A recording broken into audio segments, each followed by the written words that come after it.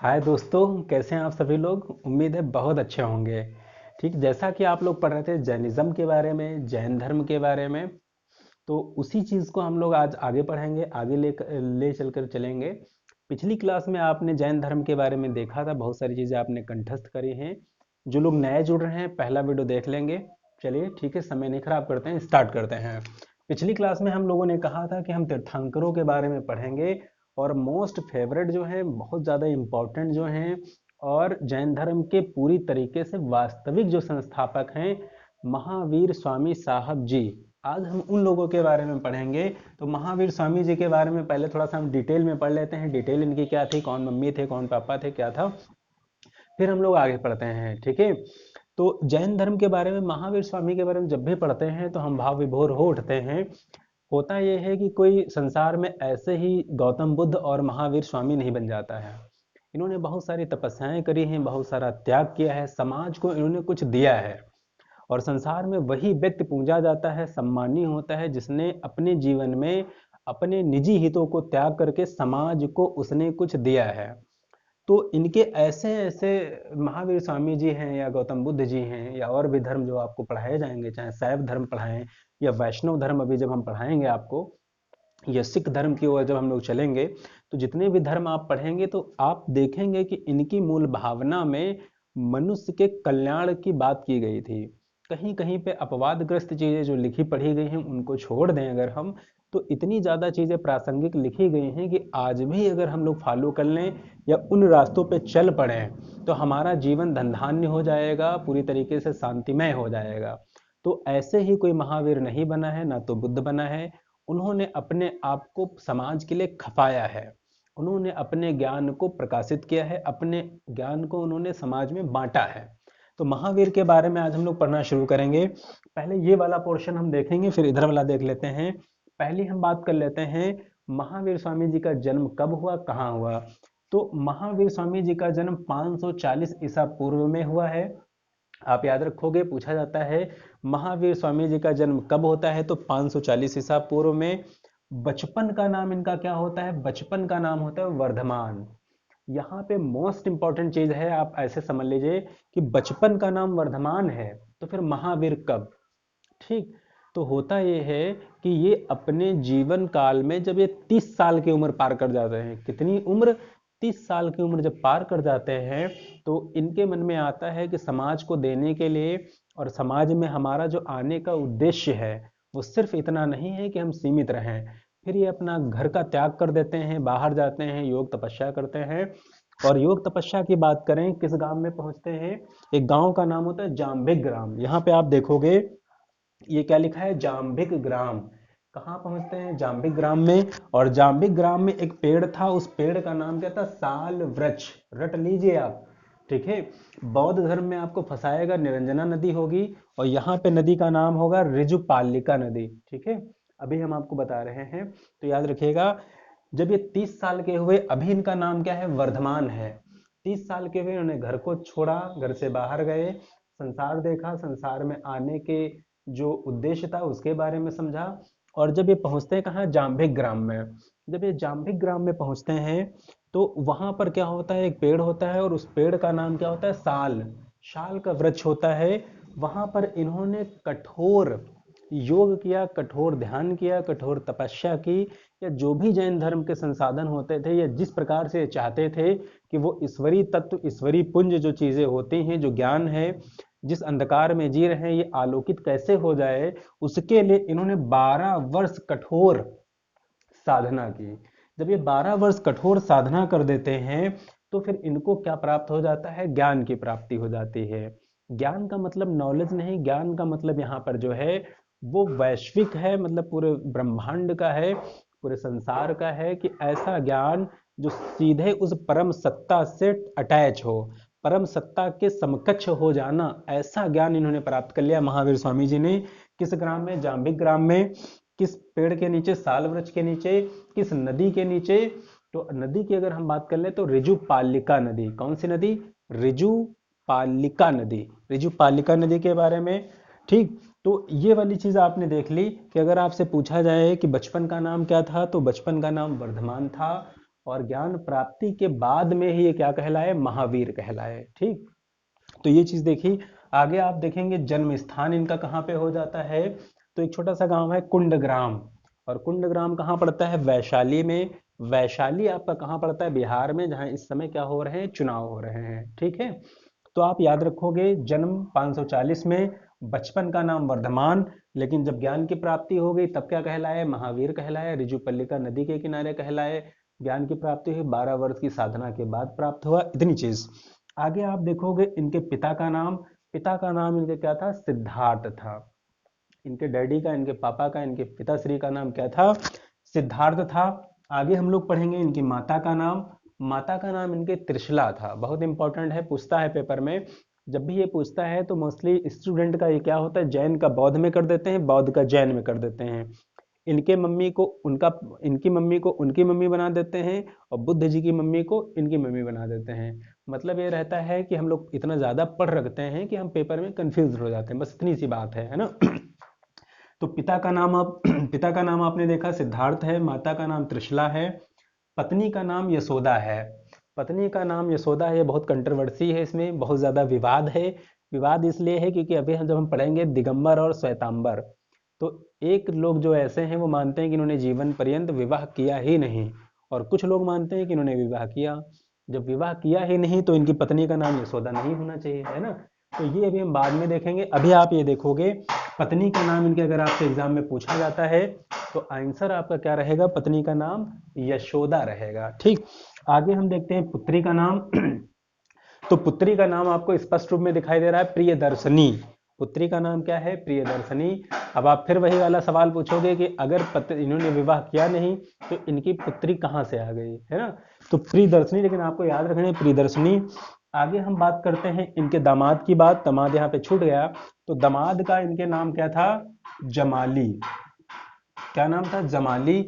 या ऐसे ना दिया हो, ऐसे दिया हो जामल, तब भी आपका आंसर सही रहता है। ठीक है, तो इनके दामाद का नाम जामिल था और इनके पुत्री का नाम प्रियदर्शनी था। इतनी बात आपने देखी। और ये जब पूरा जीवन जी लेते हैं तो इनका अंतिम संस्कार, या जीवन से अंतिम संस्कार तो कहना बहुत ही व्यर्थ की बात है, बहुत ही निकृष्ट काम है। क्योंकि ऐसी जो दिव्य विभूतियां होती हैं जो संसार पे कभी कभी अवतरित होती हैं, तो इनका मतलब ये नहीं इनका जन्म नहीं होता है, जन्म भी ये थोड़ा सा छोटा शब्द है। ये अवतरित होते हैं, इनका जब मन होता है संसार पृथ्वी पे आने का तब आते हैं, और समाज के दुखों और पीड़ाओं को हर करके, या समाज को सुखी कर करके जब लगता है कि अब हमको प्रस्थान कर जाना चाहिए तो ये प्रस्थान कर जाते हैं। यानी इनके लिए ये सब चीजें जरूरी नहीं है, नाम मात्र के लिए ही लिखना पड़ता है, तो आप लिख रहे हो जन्म के बारे में। लेकिन ऐसी जो दिव्य विभूतियां हैं जो संसार में लोगों के लिए आती हैं, उनका कोई जन्म और मरण से कोई मतलब नहीं है। वो जब चाहे तब आए, जब आना हो उस हिसाब से अपने काम को अंजाम देते हैं, है ना। तो पहला आप देखोगे इधर कि जब ये संसार को परित्याग करते हैं, संसार से ये जो भौतिक शरीर त्यागते हैं, तो भौतिक शरीर त्यागने की जब हम बात करते हैं तो 468 ईसा पूर्व में, जन्म 540 ईसा पूर्व में, और शरीर से जो भौतिक शरीर त्याग रहे हो 468 ईसा पूर्व में। और कहाँ पर, पावापुरी। पावापुरी कहाँ पड़ता है, राजगृह में। और राजगृह राजगृह भी कहाँ पड़ता है आपका, बिहार में। तो इतनी आपने डिटेल देखी है, एक बार फिर देख लीजिए। जन्म 540, बचपन का नाम वर्धमान, जन्म स्थान कुंडग्राम वैशाली, पिता का नाम सिद्धार्थ, माता का नाम त्रिशला, पत्नी का नाम यशोदा, पुत्री का नाम प्रियदर्शनी, मृत्यु 468 ईसा पूर्व, पावापुरी। और कहाँ पे, पावापुरी, राजगृह, बिहार में। मोस्ट इंपॉर्टेंट है ये कुंडग्राम, हजारों बार पूछा गया है एग्जाम में कि गौतम जो महावीर स्वामी जी हैं इनका जन्म कहाँ होता है, कुंडग्राम में, और इनकी मृत्यु कहाँ होती है, पावापुरी में।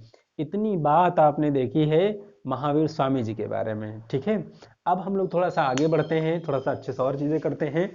तो ये आपने डिटेल कर ली है, आप लोग इसको लिख सकते हैं थोड़ा। ठीक है, देख सकते हैं, या वीडियो को आगे पीछे करके आप इसको लिख लेंगे। ठीक है, चलिए। तो इतनी आपने डिटेल किसके बारे में देखी, महावीर स्वामी जी के बारे में देखी। और महावीर स्वामी जी का जो जन्म होता है, या जो पृथ्वी पे आते हैं, आपने बार बार देखा, बार बार सुना कि संसार में जो उत्तर वैदिक काल में जो बहुत सारे कष्ट हो रहे थे, उन कष्टों को पूरी तरीके से दूर करने में। ठीक, तो अब हम यहाँ पर जब देख रहे हैं महावीर स्वामी जी के बारे में, तो बहुत सारे इन्होंने प्रवचन दिए। तो पूछा जाता है कि इन्होंने जो पहला प्रवचन दिया वो किस भाषा में था, बहुत इंपॉर्टेंट है। तो अगर ये पूछ लिया जाए कि महावीर स्वामी जी ने जो अपना पहला प्रवचन दिया वो किस भाषा में था, तो वो अर्धमागधी में था। याद रखिएगा, वो किस भाषा में था, अर्धमागधी भाषा में था, इंपॉर्टेंट है। और आकर के महावीर स्वामी जी बहुत सारे जो कृतियां चल रही थी उन पे इन्होंने बहुत सारा काम किया और लोगों को बताया कि अगर आप अपने आप को एनलाइटेड करना चाहते हो, अपने आप को प्रकाशित करना चाहते हो, तो अपने आप को जानो, सत्य, अहिंसा, चोरी और ब्रह्मचर्य से नाता तोड़ो। मतलब जो गलत चीजें हैं उनसे आप क्या करोगे, काफी दूर चले जाओगे और फिर आप ईश्वरीय निकटता के पास पहुंचोगे। हालांकि अगर आप एक चीज देखोगे, बौद्ध धर्म और जैन धर्म दोनों में जो मुख्यतः समानता पाई जाती है, जो दोनों में एक जैसी भावना पाई जाती है, वो भावना क्या होती है कि ये परमात्मा में दोनों को विश्वास या बिलीव नहीं है। यानी जैन धर्म और बौद्ध धर्म दोनों की जो सबसे बड़ी विशेषता है, वो विशेषता ये है कि ये किसी भी प्रकार के ईश्वर को या परमात्मा को या गॉड या खुदा को ये लोग नहीं मानते हैं। इनका परमात्मा में किसी भी प्रकार की आस्था या विश्वास नहीं है। ठीक है, ये चीज आप जानते चलोगे।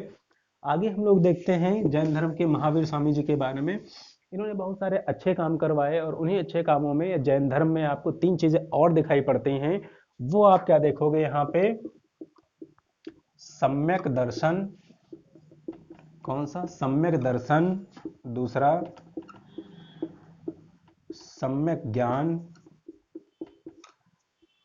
और तीसरा सम्यक आचरण। आप देखोगे यहाँ पे सम्यक ज्ञान, सम्यक दर्शन और सम्यक आचरण, ये भी आपको कहाँ पे दिखाई पड़ रहा है, जैन धर्म में। ये बहुत इंपॉर्टेंट चीज हो जाती है। क्यों? सम्यक का मतलब होता है सब बराबर। यानी जिस भी दृष्टि से आप देखें, चाहे वो गंवार हो, चाहे वो बहुत पढ़ा लिखा हो, चाहे वो गरीब हो, चाहे वो अमीर हो, चाहे वो प्रज्ञाचक्ष हो, चाहे वो मूर्ख हो, संसार में जितनी भी चीजें दिखाई पड़ती हैं, आपका जो दृष्टिकोण होना चाहिए वो कैसा होना चाहिए, सम्यक। सम्यक का मतलब बराबर। दर्शन का मतलब अभी आपको पढ़ाया भी गया था कि दर्शन का मतलब पहला तो मतलब होता था देखना, बाकी दृष्टिकोण। पिछले वीडियो में आप देख लोगे, सठ दर्शन में आपको दर्शन के बारे में जानकारी प्राप्त हो जाएगी। तो आप देखेंगे जो दर्शन है हमारा, वो जितनी भी भौतिक संसार दिखाई पड़ रहा है, ये जितना भी भौतिक संसार है, जितने भी संसाधन, जितने भी पेड़ पौधे, मनुष्य, जीवधारी, पशु पंछी दिखाई पड़ रहे हैं, इनके प्रति आपका दर्शन कैसा होना चाहिए, समान होना चाहिए। जब आपकी समान दृष्टि होगी तभी आप समान रूप से समान भावना अपने अंदर पैदा कर सकते हो। अगर जरा सी भी आपके दर्शन, आपका क्या होता है कि दर्शन में भेदभाव आ जाता है, फिर आपको अपना और पराया नजर आना शुरू हो जाता है। यानी अपना है तो उसका आवो भगत बहुत करोगे, स्वागत करोगे, सत्कार करोगे, सेवा करोगे, लेकिन जैसा ही कोई दूसरा रिश्तेदार आ गया तो आप उसको हीन भावना से देखना शुरू करोगे कि जितनी जल्दी जाए, ठीक है, ना उसको चाय पूछना है, ना पानी पूछना है, ना सेवा करनी है। तो ये अगर दर्शन की बात कर लें तो बहुत विस्तृत है कि संसार में जितनी भी भौतिक वस्तुएं हैं उनके प्रति आपका जो रवैया होना चाहिए वो सम्यक होना चाहिए। आगे आप देखोगे सम्यक ज्ञान। सम्यक ज्ञान का मतलब ये होता है कि जो भी आपको ज्ञान प्राप्त हो रहा है इन महावीर जी के चरणों में बैठ करके या ऐसे तीर्थंकरों के बीच में बैठ करके, तो वो ज्ञान कैसा होना चाहिए, सम्यक होना चाहिए। यानी आपके विचारों में किसी भी प्रकार की कुसंगति नहीं आना चाहिए, कोई ऐसा गंदा तर्क नहीं आना चाहिए जो वास्तव में अस्तित्व विहीन है। तो सम्यक ज्ञान आपने देख लिया। आगे आप देखोगे सम्यक आचरण। आचरण बहुत जरूरी है, बहुत इंपॉर्टेंट है। If character is loss everything is loss. ठीक है, तो वो वाली बात यहाँ पे हो जाती है। आचरण भी आपका किसके प्रति, जितने भी जीव जंतु पशु पंछी मानव महिला जितने भी हैं सबके प्रति आपका आचरण कैसा होना चाहिए, सम्यक होना चाहिए। ये तीन भी अगर आपसे पूछा जाए कि 3 दर्शन आपको, सम्यक दर्शन, सम्यक ज्ञान, सम्यक आचरण, कहाँ दिखाई पड़ता है, तो गलती से भी गलती करके बौद्ध धर्म आप मत लगाइएगा। आपका आंसर क्या रहेगा, आपका रहेगा आंसर जैन धर्म। ठीक, और जैन धर्म में महावीर स्वामी जी के बारे में आपने अभी पूरी डिटेल में देखा। आगे क्या हो जाता है कि समय समय पर चीजें चलती रहती हैं जैन धर्म में, और जैन धर्म में 2 संगतियां होती हैं। संगतियों का मतलब होता है मीटिंग्स। ठीक। तो दो संगतियों की जो मीटिंग्स होती है, पहली जो संगति होती है वो पाटलिपुत्र में होती है, और उसी संगति में जैन धर्म दो शाखाओं में डिवाइड हो जाता है। कहाँ होती है? पाटलिपुत्र में। और उस समय के जो शासक थे वो चंद्रगुप्त मौर्य थे। ठीक। बहुत इंपॉर्टेंट है कि चंद्रगुप्त मौर्य उस समय शासक थे जब जैन धर्म दो शाखाओं में बढ़ जाता है। पहली आप यहाँ पे देखोगे पहली शाखा और दूसरी शाखा। पहली शाखा जब आप देखोगे तो यहाँ पे आप देखोगे पहली शाखा को हम कौन सा नाम दे देते हैं? श्वेतांबर। और दूसरी शाखा को हम किस नाम से जानते हैं? दिगंबर या दिगंबर। ऐसा हो क्यों जाता है? जैन धर्म दो शाखाओं में क्यों बढ़ जाता है? होता क्या है कि जहां पर ये दोनों लोग मिल करके रह रहे होते हैं, किसी भी प्रकार की कोई दिक्कत नहीं होती है, अचानक ही यहाँ पे दुर्भिक्ष हो जाता है। दुर्भिक्ष का मतलब ये है इतना भीषण अकाल पड़ जाता है, इतना ज्यादा भीषण अकाल पड़ जाता है कि खाने को भी लाले पड़ जाते हैं। अब चारों तरफ त्राहिमाम त्राहिमाम मचा था। उसी समय क्या होता है कि ये जो दिगंबर होते हैं, दिगंबर के जो संस्थापक होते हैं, दिगंबर को जो रिप्रेजेंट करने वाले होते हैं, इनका नाम क्या होता है? भद्रबाहु। क्या नाम होता है? भद्रबाहु। ठीक। और जो श्वेतांबर के होते हैं, इनका नाम क्या होता है? स्थूल भद्र। ठीक। सा से श्वेतांबर और सा से स्थूल भद्र। ठीक। और दिगंबर आपको अपने आप याद हो जाएगा। दोनों शाखाओं के बारे में एग्जाम में खूब पूछा गया है कि श्वेतांबर के प्रतिपादक कौन थे, तो स्थूल भद्र, और दिगंबर के कौन थे? भद्रबाहु। तो पहली तो आप ये बात याद रखोगे। और दूसरी जो पूछता है बहुत इंपॉर्टेंट है, जैसे ऐसे दे देगा महायान और हीनयान। ये चारों शाखाएं हैं। महायान और हीनयान जो शाखाएं हैं ये किसकी हैं? बौद्ध धर्म जब दो भागों में डिवाइड हो गया था तो वहां पे हीनयान महायान। और जब हम बात कर रहे हैं जैन धर्म के बारे में, तो जैन धर्म जब दो भागों में डिवाइड होता है तो किस दो भागों में? एक श्वेतांबर में और दूसरा दिगंबर में। तो अब बात जो हम कर रहे थे कि यहाँ पे भीषण जो अकाल पड़ जाता है, उसी समय क्या होता है? दिगंबर के जो संस्थापक होते हैं भद्रबाहु, ये अपने संप्रदाय को या अपनी शाखाओं में जो लोग जुट जाते हैं, जो अभी डाइवर्जन हुआ था, किस वजह से हुआ था? ये इनको ले जा करके किसी ऐसे स्थल पे चले जाते हैं जहां पर खाने के और सूखा जैसी कोई स्थितियां नहीं थी। लेकिन जो श्वेतांबर वाले होते हैं, इन लोगों का मानना ये था कि मौत आए तो आए, कोई बात नहीं, लेकिन हम अपने मूल स्थान को, मूल जगह को हम नहीं छोड़ेंगे, और ये लोग यहाँ पर हमेशा वैसे ही बने रहे, जैसे भी सरवाइव कर पाए उस तरीके से रहे। लेकिन ये वाले लोग यहाँ से क्या कर देते हैं? प्रस्थान कर देते हैं और चले जाते हैं। जब ऐसी चीजें हो जाती हैं वहां पर तो ये दो शाखाओं में क्या हो जाता है? हमारा बट जाता है, श्वेतांबर और दिगंबर में। अब आगे क्या हो जाता है? जैसे ये जब बढ़ जाता है तो इनकी विचारधाराओं में भी क्या हो जाता है? परिवर्तन आ जाता है। इनकी विचारधारा कुछ और होगी, इनकी विचारधारा कुछ और होगी। इंपॉर्टेंट यहाँ पे क्या होगा? वो इंपॉर्टेंट ये है कि जैन धर्म की संगति में पाटलिपुत्र में हुई, दो भागों में बट गया। उस समय के शासक चंद्रगुप्त मौर्य जी थे, और उसके बाद में जो दो शाखाएं बनी वो श्वेतांबर और दिगंबर। श्वेतांबर के जो संस्थापक थे वो स्थूल भद्र कहलाए, और दिगंबर के जो थे वो क्या कहलाए? भद्रबाहु कहलाए। इतनी चार प्रश्न यहाँ से बन गए आपके। आगे हम लोग देखते हैं कि इनकी जो हम बात कर रहे हैं बात हम ये कर रहे हैं कि भाई ये वाले जो इनकी जो डाइवर्जन हो गया, जो ये लोग बट गए आपस में, तो आपस में जब बढ़ते हैं तो विचारधाराओं में इनके क्या आ जाएगा? परिवर्तन, विचारों में अलगाव। ठीक है। विचारों में अलगाव है ये आपका जैन धर्म ही, लेकिन इनके विचारों में जो अलगाव दिखाई पड़ रहा है आपको, तो वो क्या दिखाई पड़ रहा है? यहाँ पे जो आपके श्वेतांबर थे, श्वेतांबर लोगों का मानना ये था कि मोक्ष, मोक्ष का मतलब कैवल्य। जैन धर्म में मोक्ष को ये लोग क्या मानते हैं? कैवल्य।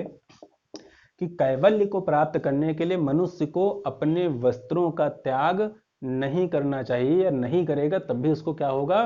कैवल्य प्राप्त होगा। ऐसा कौन मानते हैं? श्वेतांबर वाले लोग। सुनते जाइएगा आप, लिखते जाइएगा कि श्वेतांबर लोग की शाखाओं के जो लोग थे जैन धर्म में, उनका मानना था कि कैवल्य को या मोक्ष को प्राप्त करने, साल्वेशन को प्राप्त करने के लिए कपड़ों का त्याग जरूरी नहीं है। जबकि ठीक इसके उलट जो दिगंबर वाले होते हैं, जैसे आपने देखा होगा नागा साधुओं के बारे में, तो इन्हीं की एक शाखा होती है दिगंबर। दिगंबर का मतलब होता है जिसका अंबर ही क्या हो, वस्त्र हो। दिग अंबर, जिसके जो वस्त्र हैं अंबर, अंबर का मतलब आकाश। इन लोगों का मानना ये होता है कि हमारा जो शरीर, जो नग्न शरीर है, जो निर्वस्त्र शरीर है, ये हमको किसी प्रकार की ये कोई मतलब शर्म करने की बात नहीं है, क्योंकि हमको पूरी तरीके से प्रकृति घेरे है। और प्रकृति का जो रूप होता है, दिगंबर वालों का जो थॉट है कि जो प्रकृति का जो रूप होता है, संसार में जो प्रकृति ने हमको भेजा है, वो किस रूप में होता है, निर्वस्त्र होता है। संसार का कोई भी जीव वस्त्र पहन करके पैदा नहीं होता है, तो हम निर्वस्त्र हैं और हमको पूरी तरीके से प्रकृति के तौर पे जीना है। और ऊपर वाली जो चीजें हैं वो दिग अंबर, दिग का मतलब चारों ओर, अंबर का मतलब आकाश, या जिसके आकाश ही वस्त्र हों, वो क्या कहलाते हैं, दिगंबर। तो इनका मानना है कि इनका मानना है कि अगर जो मोक्ष प्राप्त करना है तो मोक्ष के लिए कपड़े नहीं होने चाहिए, मतलब निर्वस्त्र होना चाहिए। जबकि श्वेतांबर का मानना है कि कपड़े हमको पहनना चाहिए, और दिगंबर का मानना है कपड़े हमको नहीं पहनना चाहिए। क्लियर हुई इतनी बात। आगे हम लोग दूसरा वाला इनका देखते हैं, विचारों में जो लगाव आया। ये लोग मानते हैं कि जो महिलाएं होती हैं, कौन लोग, श्वेतांबर वाले लोग जो कपड़े पहनते थे वो वाले लोग। जैन धर्म में ऐसे लोग जो कपड़े पहनते हैं, जो वस्त्र पहनते हैं, जो परिधान पहनते हैं, इनका मानना यह है कि महिलाएं भी मोक्ष को या कैवल्य को प्राप्त कर सकती हैं। जैन धर्म में आए, उनका भरपूर स्वागत है, और स्वागत में क्या, वो मोक्ष को प्राप्त कर सकते हैं। लेकिन दिगंबर वाली जो शाखा है, बिना कपड़ों वाली जो शाखा है, बिना वस्त्रों वाली जो शाखा है, बिना परिधान वाली जो शाखा है, इनका मानना है कि महिलाएं अछूत हैं या कुछ भी हैं, और उनको मोक्ष प्राप्त करने की कोई भावना या कोई ऐसा फल नहीं है जो मिलने वाला है, तो वो लोग यहाँ पे ना आए। दो चीजें आपने देख ली। तीसरी चीज आप देखोगे कि अगर हम बात कर लें महावीर स्वामी जी के बारे में, जो यहाँ पे बड़ा बड़ा साफ साफ स्पष्ट रूप में लिखे हैं, और बहुत ही समझ ले बहुत ही पूजनीय है। तो यहाँ बात करोगे, जो श्वेतांबर वाले लोग हैं, इनका मानना है कि महावीर स्वामी जी ने अपने जीवन काल में अपना विवाह किया था। ठीक। और अभी जो हमने डिटेल भरवाई थी, तो उसमें आपने देखा भी था, इनकी पत्नी का भी नाम था, इनकी पुत्री का प्रियदर्शनी भी नाम था, इनके दामाद का जामिल भी नाम था। और सबसे पहले जो जैन धर्म स्वीकार करता है, वो जामिल, इनका दामाद जामिल ही स्वीकार करता है। ठीक है। जामिल ने ही पहली जैन धर्म की दीक्षा सबसे पहले किसने ली, इनके दामाद जामिल ने ली। तो यहाँ पर अगर आप देखते हो, श्वेतांबर वाले मानते हैं कि जो महावीर स्वामी जी हैं, इन्होंने अपना विवाह किया था। जबकि दिगंबर वाले, बिना कपड़ों वाले, इनका मानना यह है कि महावीर स्वामी जी ने जीवन पर्यंत कभी भी अपना विवाह किया ही नहीं, वो हमेशा क्या रहे, अविवाहित रहे। ठीक। तो यही कंट्रोवर्सी की बात अभी हम कर रहे थे। आगे आप देखोगे चौथे की अगर हम बात कर लें, तो ये लोग बताते हैं यहाँ पे, पहला हो गया कि ये अविवाहित थे, और ये मानते हैं कि ये अविवाहित नहीं थे।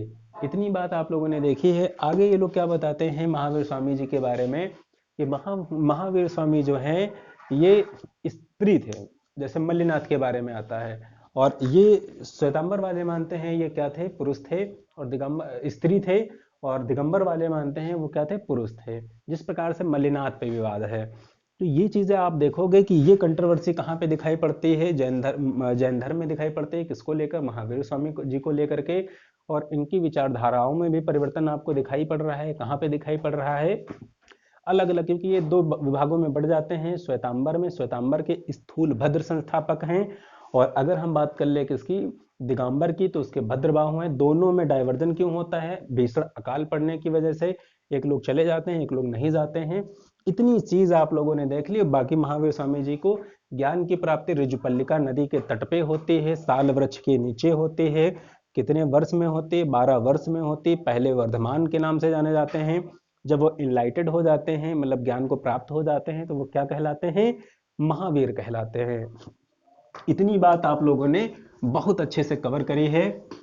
आगे आप लोग देखेंगे कि जैन धर्म में जो प्रमुख स्थल थे, कौन कौन से थे, तो पावापुरी था, आपने देखा, पावापुरी है, वैशाली है, कुंडग्राम है, ठीक है, राजगृह है। अगर ये पूछे जाएं ये किससे संबंधित हैं, तो आपका आंसर रहेगा ये किससे संबंधित हैं, जैन धर्म से संबंधित हैं। जैन धर्म को मानने वाले राजाओं की अगर हम बात कर लें, तो जैन धर्म को मानने वाले बहुत सारे राजा हुए, जैसे चंद्रगुप्त मौर्य हुए। ठीक, चंद्रगुप्त मौर्य हुए, इनके बारे में बहुत वर्णन है, क्योंकि चंद्रगुप्त मौर्य ने अपने जीवन के अंतिम काल में जैन धर्म को स्वीकार कर लिया था। और जैन धर्म की जो एक प्रथा होती है संलेखना या संथारा, उसके आधार पर ही इन्होंने अपने जीवन का परित्याग कर दिया था। और कहाँ कर दिया था? श्रवण बेल गोला। एग्जामिनर आपसे पूछेगा ऐसा कौन सा महान शासक हुआ जिसने जैन धर्म की संथारा या संलेखना विधि से अपने प्राणों को त्याग दिया, तो उनका नाम क्या हो जाएगा? चंद्रगुप्त मौर्य। ठीक, उस शासक का नाम अगर आपसे पूछा जाएगा तो क्या हो जाएगा? चंद्रगुप्त मौर्य हो जाएगा। और कहां पर प्राण त्यागे? श्रवणबेलगोला नामक गुफा में। और श्रवणबेल नामक गुफा ये मिलती कहां पे है? ये आपकी कहां पे मिलती है? कर्नाटक में। ठीक है, तो ये चीज आपने देख ली, कर्नाटक में मिलती है। और प्रमुख स्थान आपने देख लिया। आगे चलते हैं हम लोग। तो ये बार बार आपसे पूछा जा रहा संलेखना और संथारा क्या है, तो देख लीजिए, बहुत इंपॉर्टेंट है, मोस्ट इंपॉर्टेंट है, बहुत ही ज्यादा इंपॉर्टेंट है। संलेखना संलेखना या फिर हम और किस नाम से जानते हैं? संथारा। तो जैन धर्म में ये क्या होता है कि संलेखना या संथारा का मतलब कोई ऐसा जैन धर्म का अनुयायी यदि उसको लगता है कि उसका जीवन समाप्त होने वाला है, तो संसार से वैराग्य लेकर के कुछ ऐसी निर्जन स्थान पे चला जाएगा जहां उससे मिलने कोई नहीं जा सकता है, डॉक्टरी इलाज नहीं करा सकता है, और एक गुफा में जाकर के उपवास कर करके, यानी जब तक उसकी अंतिम श्वास नहीं आ जाएगी, ना तो वो कुछ खाएगा, ना वो कुछ पिएगा, ना किसी से मिलेगा, ना सगे संबंधियों से मिलेगा, ना डॉक्टरी इलाज कराएगा, और घिस घिस करके, घुट घुट करके अपने प्राणों का क्या कर देगा? परित्याग कर देगा। ऐसी विधि को हम लोग जैन धर्म में क्या कहते हैं? संलेखना या संथारा। और संलेखना या संथारा को महात्मा गांधी और विनोबा भावे का क्या मिला था? पूर्ण समर्थन मिला था। अगर पूछ लिया जाए कि संथारा जैसी या संलेखना जैसी जो बुराई है, बुराई इसलिए हम कह रहे हैं क्योंकि राजस्थान हाई कोर्ट ने इसको पूरी तरीके से क्या कर दिया है? अभी बैन कर दिया है। किस कोर्ट ने? राजस्थान। ठीक है, बैन कर दिया। उन्होंने कहा कि भाई ये चीज गलत है, ये नहीं होना चाहिए, जितनी चीजें होनी चाहिए उतनी चीजें होनी चाहिए। तो इनको किनका समर्थन मिला है? विनोबा भावे और महात्मा गांधी जी का। तो और इस विधि से किसने अपने प्राण त्यागे? चंद्रगुप्त मौर्य ने त्यागे। किस धर्म से संबंधित है संलेखना? तो जैन धर्म से है। इतनी बात आप लोगों ने देखी, लगभग चैप्टर आपका कंप्लीट हो गया। थोड़ी सी चीज ये बची है इसमें कि जैन धर्म के जो तीर्थंकर हैं उनके प्रतीक क्या हैं। ठीक है, किसी का सांड है, किसी का सर्प है, थोड़ा सा आप देख लेंगे। और जैसे हम नेक्स्ट वीडियो बनाएंगे बौद्ध धर्म, तो उसके पहले हम आपको थोड़ा सा बता देंगे। ठीक है, मिलते हैं नेक्स्ट वीडियो में। Thank you so much.